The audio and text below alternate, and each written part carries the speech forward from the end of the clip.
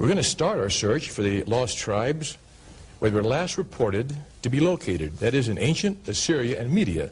Now, this is in northern modern Iraq and Iran. Our first clue to the ultimate fate of the lost tribes was found by the archaeologists in excavating the Assyrian royal library at Nineveh.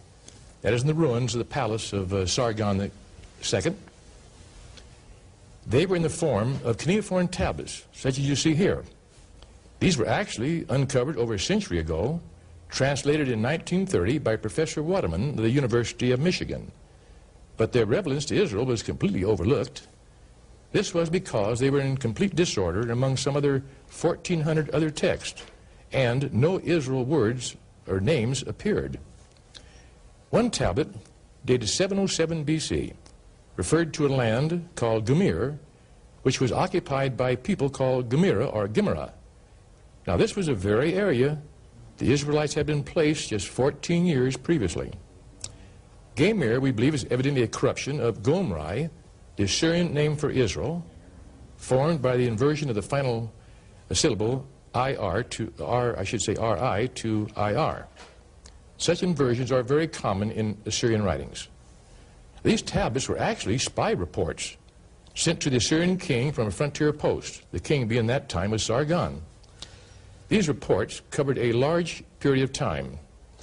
That's fascinating. Now, these reports, what did they say? Well, among other things, they reported that the exiled Israelites were not slaves. They were actually freemen, had their own homes, their cities, towns, engaged in various activities. They had agriculture, manufacture. Would you believe they even had their own standing army? Now, this sounds strange, but consider the fact, why were the Israelites in Assyria? Now, Assyria in the past, anytime they occupied, I should say, subjected an area, they merely sent their overseers there to extract a tribute and so on. But with the Israelites, this is an exception. They brought these men up to Assyria to act as buffers around the borders of the country. In other words, evidently they were fierce fighters in those days. What do you mean, buffers? Well, for instance, any outside invasion coming directed toward Assyria, they'd have to penetrate first through the Israelite lines. That means the Israelites would have to fight for their lives, either repulse the enemy or at least, you might say, weaken them before they got to Assyria proper. Now, we can prove this because one series of tablets reported the invasion of Urartu. The king of Urartu came against Assyria, and they had to penetrate first through the Israelites. Now, one of the tablets makes it very clear the Israelites put up resistance, they fought, actually repulsed the armies, and then turned around and invaded Urartu in exchange. In fact, they not only captured or killed, all their army commanders, even sacked the country. Now, archaeologists had known for years that capital of Urartu had been sacked and destroyed. They never knew who did it. Now the tablets for the first time reveal these were Israelites that did it. It's fascinating. You know, it makes sense, too, that they would set them there because, in other words, if there's an invading army, they're going to have to come through their land, so they've got to defend their own land that they're working, their families, and that type of thing. That's interesting. Another and later Assyrian report states, in the second year of Esarhaddon the king, now this is about 679 BC, the Gimera, as the Israelites were then called, rose in rebellion under their leader, Tuespa. We don't know if Tuespa was a woman or a man at this stage. They fled westward. Now the Greeks reported these same activities. They called the Gimera Chimeroi in their records.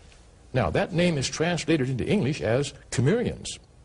Now the branch of Israelites, now known as Cimmerians, moved out of Asia Minor, around and sometimes across the Black Sea, settling in the Crimea and the Carpathian regions west of the Black Sea.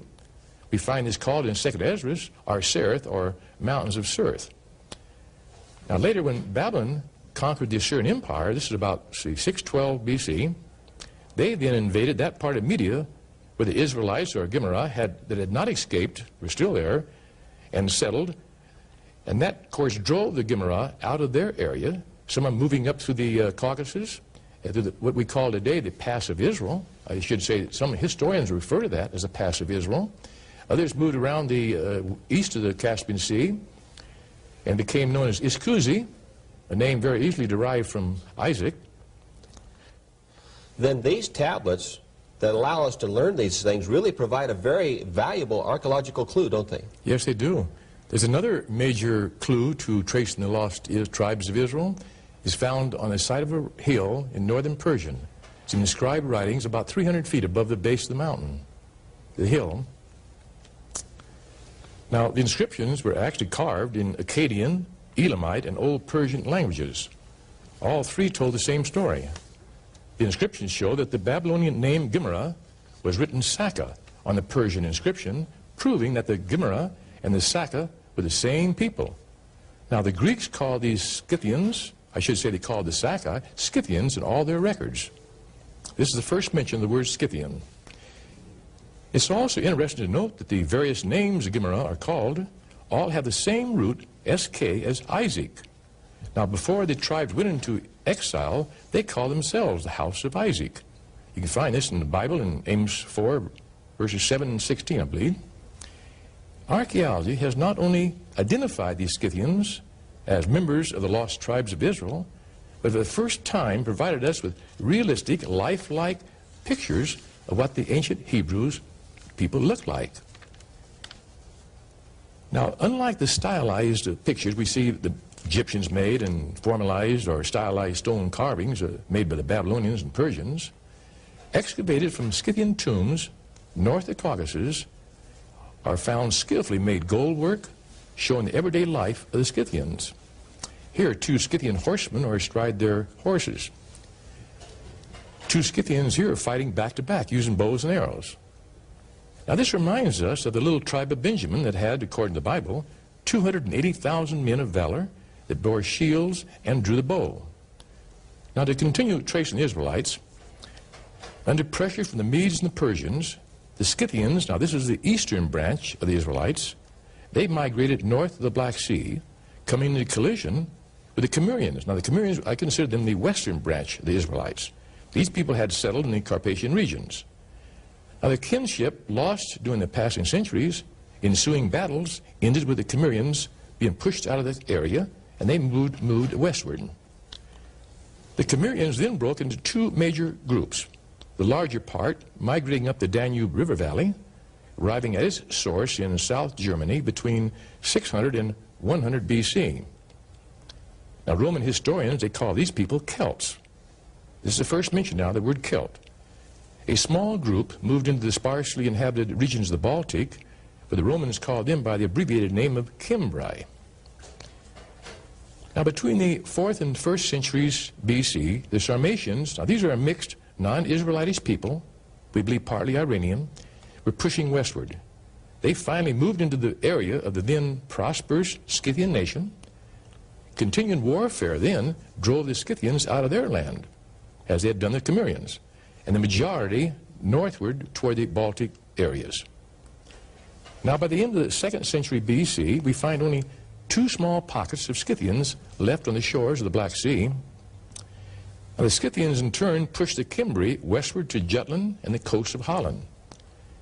Now, during this period of time, the Celts were expanding in all directions, many of them pouring into Britain to form the bedrock of the British race.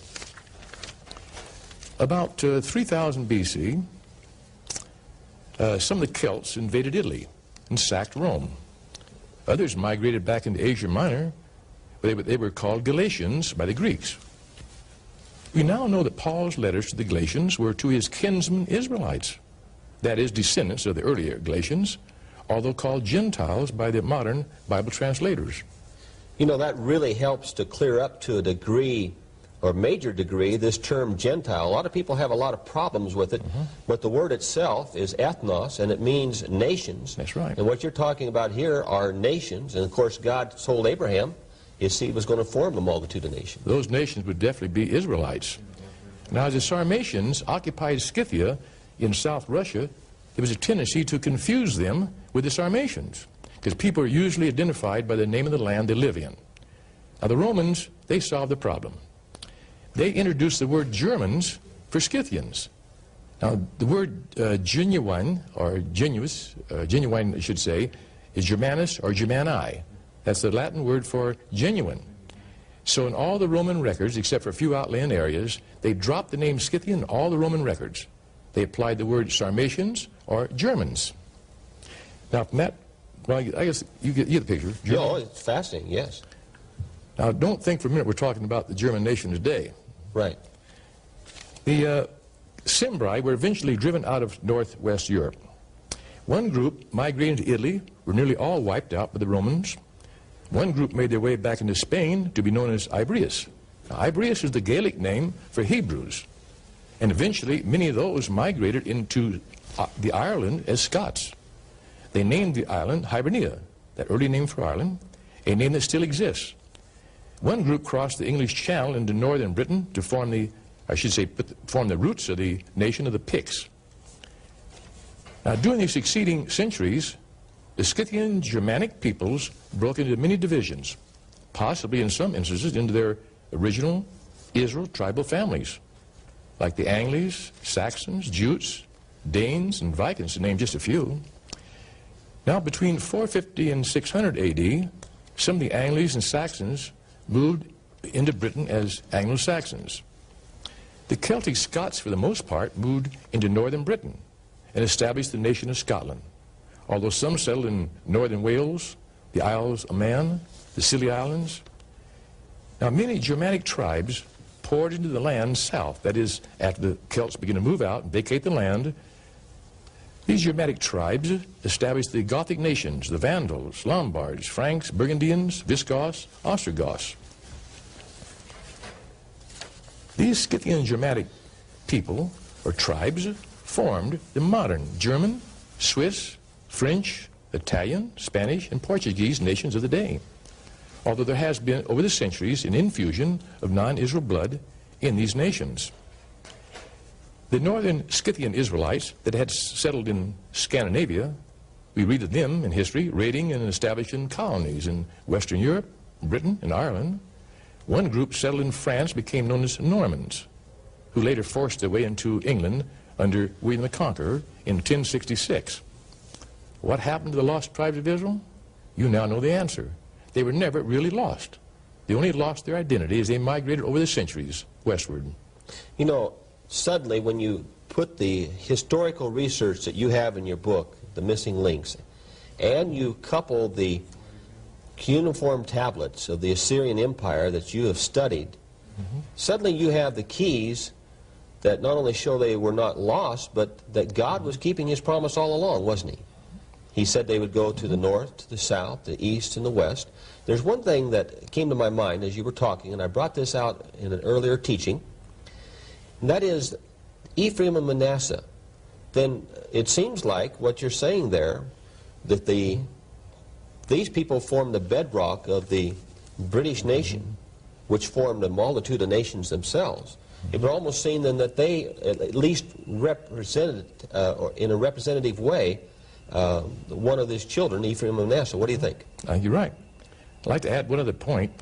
Our Celto-Saxon ancestors, they first settled in Western Europe and in Scandinavia, in the Isles of the West, in fulfillment of Jeremiah 31, verse 10, which reads, "Hear the word of the Lord, O you nations, and declare it in the isles afar off, and say, He that scattereth Israel shall gather him, and keep him as a shepherd doth his flock." I believe America is a regathering of Israel, where we have been, as was prophesied in the Bible, quote, blind to our identity. I believe that we whose roots are traced back to Abraham are Abraham's children, of which God said, as long as the sun, moon, and stars exist, so will the descendants of Abraham continue as a nation before me.